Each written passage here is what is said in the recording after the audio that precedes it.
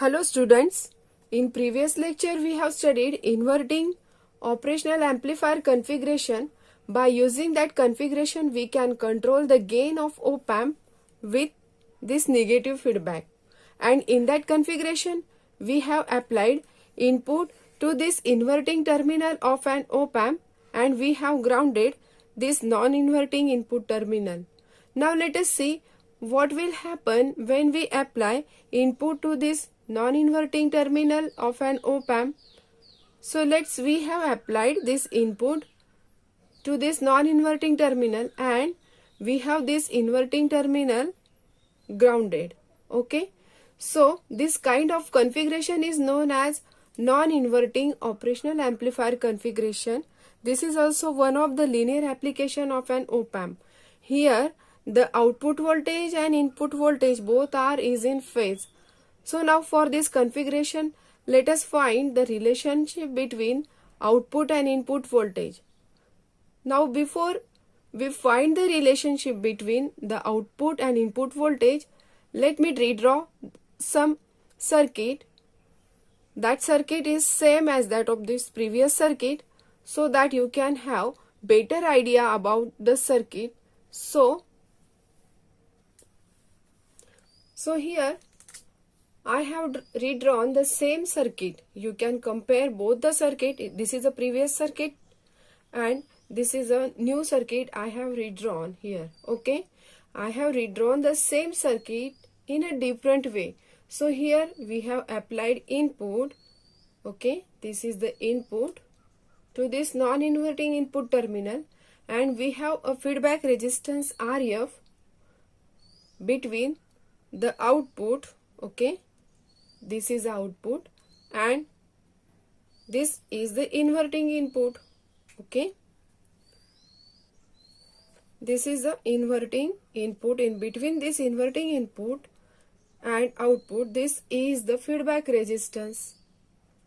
Okay, and if you see here, the one end of this resistance R1 is connected to this feedback resistance and another end of this resistor R1 is connected to ground terminal. Okay, so if you see here, the fraction of output again given to the inverting terminal. Okay, and this is called as a negative feedback. So if you see here, this fraction of output voltage is going as a feedback to this inverting input terminal. So let's write the equation of voltage divider adjustment. We say here at this input, at this point, voltage is Vx and this Vx voltage is going as a feedback to this inverting terminal of an op-amp. Now using the voltage divider rule, we can say that this voltage Vx is equal to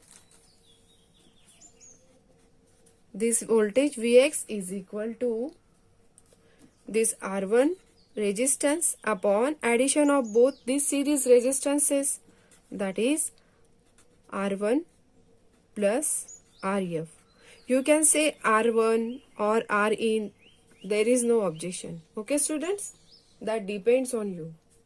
So by using voltage divider arrangement, if we have to find out the voltage across this point or voltage across this R1, so we can write the formula, the same resistance R1 upon addition of series resistances, that is R1 plus Rf multiplied by the voltage, that is output voltage. Is that clear students?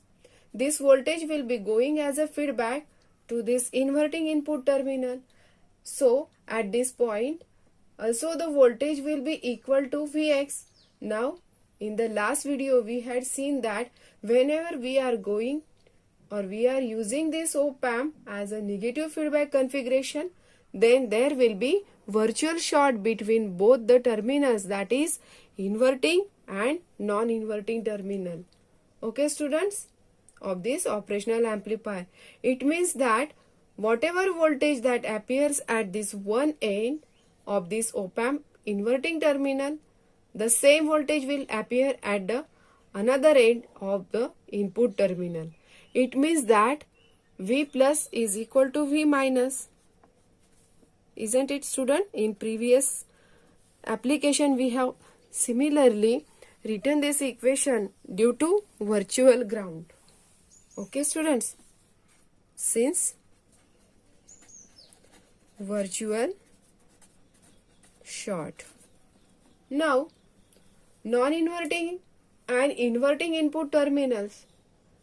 Okay, so these inverting and non-inverting input terminals have virtual short. So here in this configuration we are applying the input to this non-inverting terminal. That means V plus is equal to V in.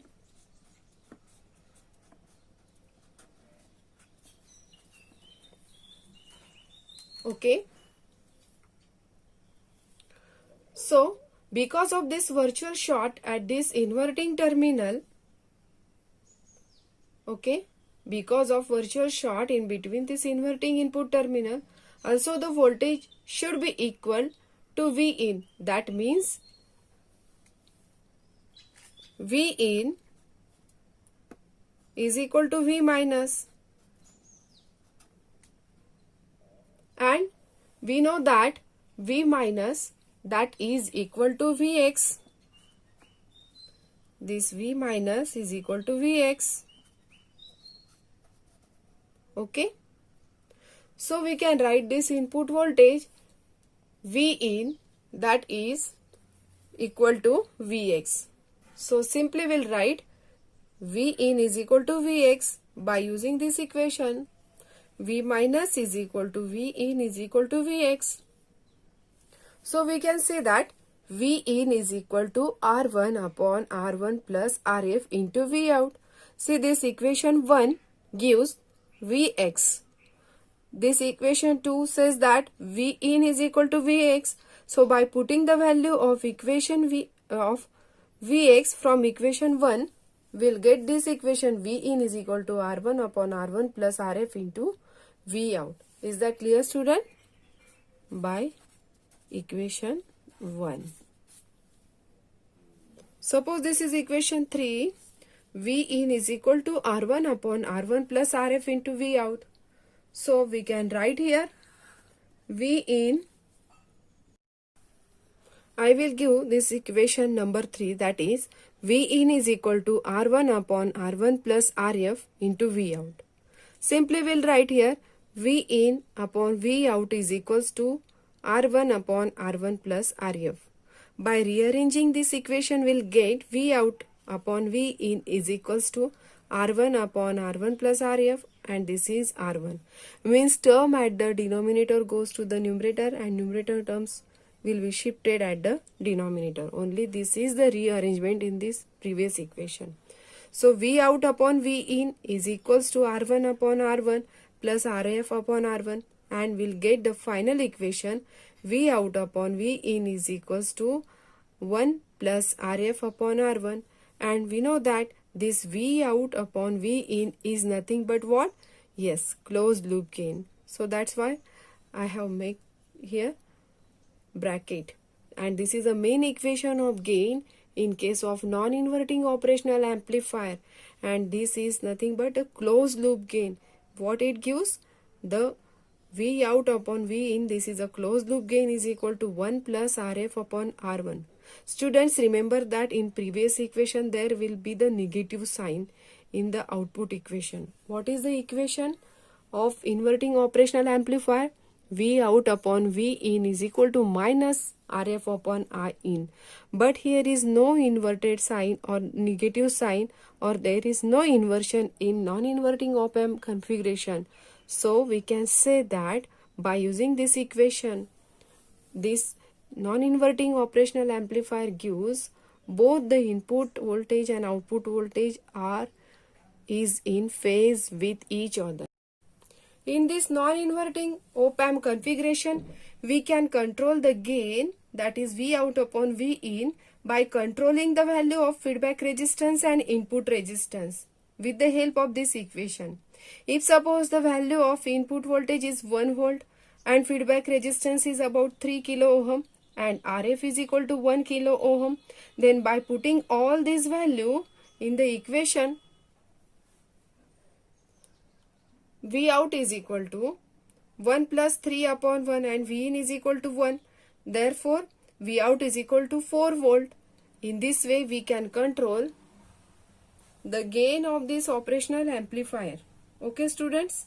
So, as we get 4 volt signal at the output, or instead of this DC voltage, let's say if we apply 1 volt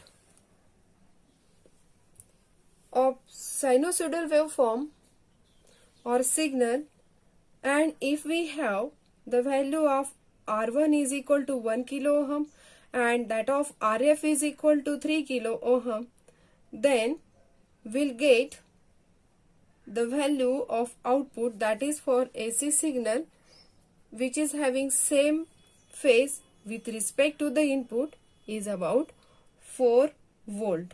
Okay, students? So in this way, non-inverting operational amplifier configuration, we can control the gain with the help of this feedback resistance and input resistance. Okay, students? So this is all about the non-inverting operational amplifier. Now here is the question is, what is the advantage of this non-inverting op-amp configuration over this inverting op-amp configuration?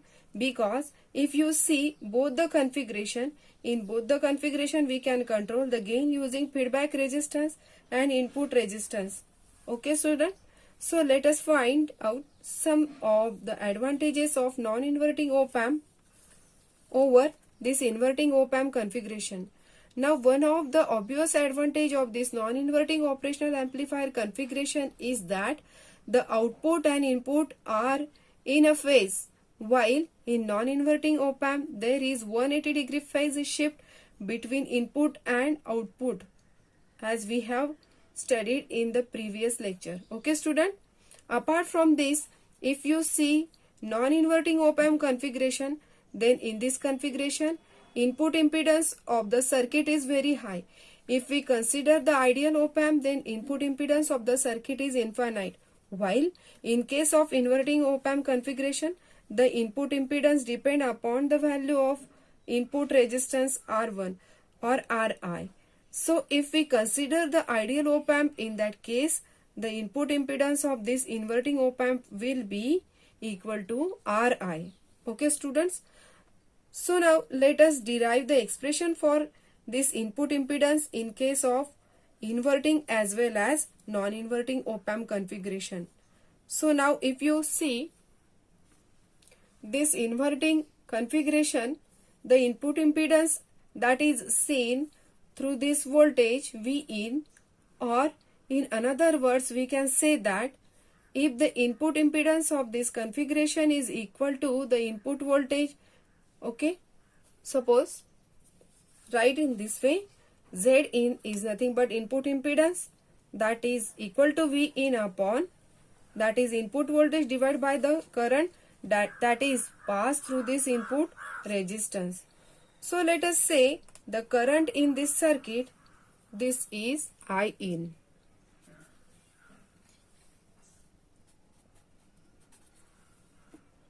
Okay, this I in current is going into this circuit. So now here the ratio of input voltage divided by the input current will give the input impedance of this configuration. Now we know that in this inverting op-amp configuration, the node will act as, this point will act as a virtual ground. Okay, students? Let us see this point. The meeting point of input current and feedback current is called as a X. Okay? So this point is called as a virtual ground. So due to this virtual ground, because here this non-inverting terminal is already grounded. So we can say that this input current that is equal to the input voltage. So that equation is given by input current I in is equal to, by rearranging this equation, V in upon Z in, or simply R in, or we'll write R1 or R in is equal to V in upon I in, and this R in is approximately is equal to Z in. Okay students, now we know that V in upon I in is equal to the input impedance of this inverting operational amplifier configuration. Okay, and this is equal to R in or R1. So the input impedance of this configuration depends upon the value of this R1. So let's say the value of R is very low. Value of R is very low. Then if the value of this R in is very low, then in that case the input impedance of the circuit will be very less. So similarly, let us find the input impedance of this non-inverting operational amplifier.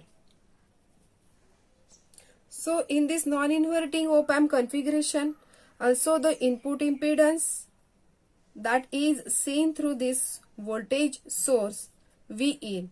So let us once again assume that current that is being supplied by this voltage source is I in, and the ratio of this is equal to Z in is equal to V in upon I in. Okay student, and this will give us the input impedance of the non-inverting op-amp configuration. So now if we consider this op-amp as ideal op-amp, then there will be no current, or there will not be any current that is going to this circuit to this inverting and non-inverting terminals, or we can say that I in is approximately equal to 0. Okay students, and this I in is 0, that is going into the inverting and non-inverting terminals, or we can say that this input current that is equal to approximately 0, and hence we can say that the input impedance that is Z in, that Z in is infinite. So now in any circuit, whenever we have a very high input impedance, that is Z in infinite, or practically it is very high. Okay students, whenever we have a very high input impedance, then that will ensure that the source that is connected to that circuit will not be get loaded. So let us understand this point. Okay student, why we have to understand? Because for the application of this non-inverting op-amp, let us understand this point. We can say that we have one input voltage source and it is having a source resistance, okay, Rs. By drawing this diagram, we'll get a clear idea. Suppose as this is a circuit and this is an applied source and it is the source resistance Rs. Okay, so it is having a source resistance Rs and to one circuit, and this circuit has an input impedance Z in. Okay, so now whenever the value of this input impedance Z in is equal to Rs, okay, Z in is equal to Rs, this impedance is comparable to the value, this is Rs, and that is the voltage that appears across the two terminals of the circuit will be equal to Z in, that V is equal to Z in upon Z in plus Rs into the source voltage. Okay, students? And simply we can say that as Zn is equal to Rs, we can say that by putting the value, we'll get simply Vs by 2. Okay, students? So this voltage appears is Vs by 2, only half. So value of this voltage will be the only half of the voltage will appear across this circuit. Okay. So in any circuit, the value of input impedance should be very high, so that whatever the voltage that will be applied to the circuit will entirely appear across the circuit. So in this case of non-inverting op-amp configuration, as the input impedance, that is Zi, is approximately equal to infinite, if it is infinite, or in practical case it is very high. So whatever the voltage that applied across this circuit will entirely appear across that circuit. So that is the advantage of the non-inverting operational amplifier due to this input impedance, that is infinite input impedance. Okay, students? Now in this op-amp configuration, let us say we have this feedback resistance. Suppose this feedback resistance is 0. Rf is equal to 0. Means circuit will turn like this. If this circuit will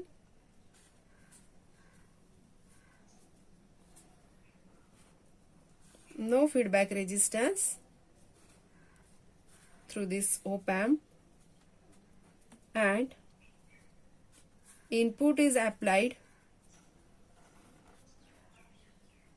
to the non-inverting terminal of an op-amp in the similar way like this application with respect to the ground. And what will be the value of V out? Let us see. Students, I repeat again, there is a little change. Feedback resistance is 0. If this feedback resistance is not connected, that is 0, in this non-inverting application or non-inverting op-amp configuration will make here this change. So this feedback resistance is 0 and R1 is infinite. Okay, student? So this circuit is known as a buffer circuit, or simply this circuit is called as a op-amp as voltage follower circuit. So here we shorted these terminals, this output and inverting terminal. Okay, students? So this application is called as buffer circuit or voltage follower circuit. So this point voltage will be equal to, so the voltage at this point is equal to the output voltage. Okay, students? And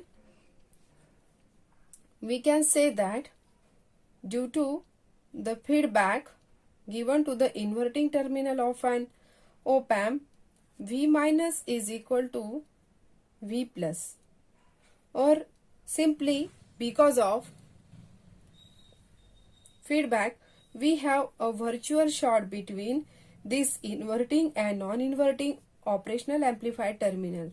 So we can say that V minus is equal to V in, or simply V in is equal to V out. So it means that whatever the voltage that is applied to the input, whatever the voltage that is applied to non-inverting input of op-amp terminal, the same voltage will appear at the output of the op-amp. Okay, students? Whatever the input we have applied to the non-inverting input terminal of this op-amp, the same voltage will appear across the output of this op-amp. So we can say that output voltage follows the input voltage, and that is why this circuit is known as a voltage follower. Voltage follower. Okay. So the characteristics of this circuit is that the input impedance of the circuit is very high, or Ideally it is infinite and the output voltage will be equal to the input voltage.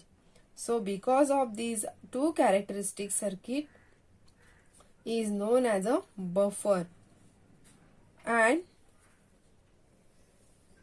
as this is known as a buffer circuit because it will pass whatever the input that is coming to this it as it is, and it will produce the very high input impedance. Okay students, so using this buffer circuit we can isolate two different circuits at the same time. We can ensure that by using this diagram.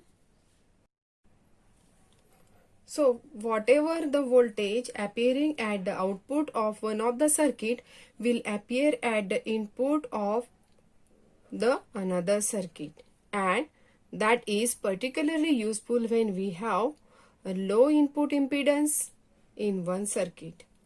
Okay students, I hope in this video you understood the non-inverting operational amplifier configuration and advantages of non-inverting op-amp configuration over an inverting op-amp configuration, and how to design voltage follower buffer circuit using that op-amp. If you have any question, do let me know in comment section below. Okay students, now this is a time for assignment. Assignment number 3, chapter number 4, operational amplifier. Question number first, explain any three characteristics of an operational amplifier in detail. This question carries 3 marks. Question number 2, draw the circuit diagram of inverting operational amplifier and derive the mathematical equation for output voltage. This question carries 4 marks. Question number 3, draw the circuit diagram of non-inverting operational amplifier and explain it and derive the mathematical equation for output voltage. Okay students, all the assignments are compulsory. They are most important for internal evaluation because this year project, that is working model of the project, is omitted by the reduction of 25% syllabus for the academic year 2020-2021. So instead of that, you have to submit all the assignment regularly.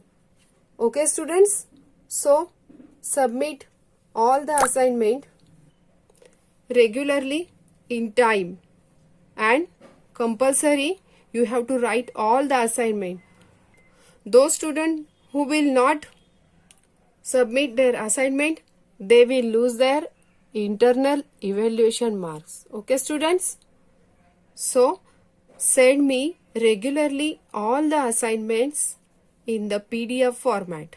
Okay students, this is enough for today's lecture. We'll see in the next lecture operational amplifier as an adder and as subtractor. Okay, thank you.